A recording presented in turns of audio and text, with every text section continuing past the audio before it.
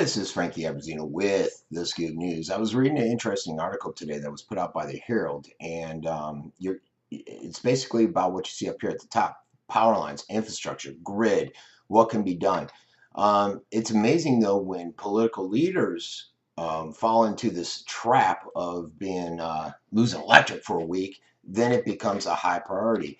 I was reading the story. It was on the Herald Tribune. I'll put the link above this video on my website, and basically it's by Zach Anderson. He's over there at the Herald, and he wrote an interesting article. Very he researched it very thorough, and he talked about how the grid and what could be done to try to strengthen it, because when you lose this electric, and it's a major inconvenience in life, that it could prove to be life-threatening, as we saw with the 11 individuals that died in that one home in Miami.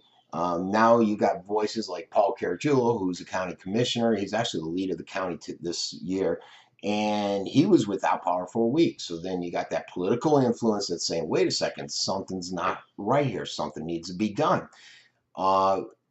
Things like hardening the infrastructure, going out and burying the cable lines, trimming the trees. Like, I look outside my window right now and I can see trees just essentially on the power lines. And during Irma, I was saying that, if those trees fall over, we're screwed right there, and we'll lose electric for a while.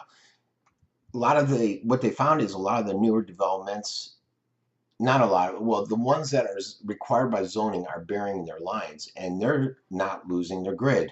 The article referred to Longboat, how a lot of those lines are buried, and they barely lost any electricity. So what can be done? The winds weren't that bad, and in this article they referred to the fact that they were 48 miles an hour at the Sarasota airport registered, and I guess 74 in other places. So if you look at it, or 81 in Sarasota County, throughout the county. So if you look at it, that's not that strong, 81 miles an hour. Could you imagine the force of the winds that brought down the power lines like you're seeing on that picture in Puerto Rico, if that were to hit here, and the impact that it would have on our community? And so what's FPL doing? And they said, they face a lot of hurdles in this article. They said one of the hurdles is cost structure. Now, they pocket billions of dollars, and it's funny when you hear them talk costs, because they don't want to take away from the billions they're making, or millions, whatever the number is. But burying the lines will cost a lot of money. To update the grid costs a lot of money, and they don't want to put that out, apparently, or it doesn't make sense. Now, they also noted, though, that burying the lines is great for wind, but when it comes to storms and the water issues underground, it's not always the best solution.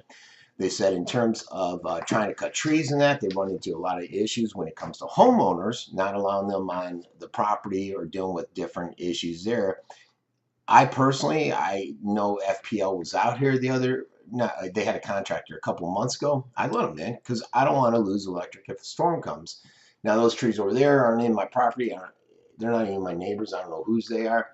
I don't know if they didn't let them in, and if that's the concern there, if they got to get the approval. They did talk about how they've put over $2.7 billion into different initiatives since 2006 in the article to try and upgrade the grid. And we're not just talking about this grid, guys. Our grid is susceptible from hackers to just the main central locations are susceptible to any influence. I put out a story when I was doing a radio show about 2 years ago in LA, where some guys came out and they were firing rifles at the grid, and it went down.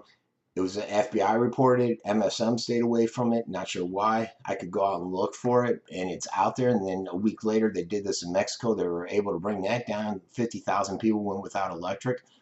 Then after that attack in LA, they went over, the Congress decided to run a review of it. They found out that the grid was awful. The central key component, and I forget the name of it, costs a ton of money. Only 2 companies make them, one in Canada, one in Europe. And they take about 18 months to make. We didn't have any on a back order. They came up with all types of stuff that we should do, and it just fell on deaf ears. I haven't heard anything from that review, which was about a year ago. So I will put the link up above this page. Interesting article. If you subscribe to them, or they do give you 5 free views each month, I'd suggest checking it out. It's pretty interesting. This is Frankie with The Scoop News.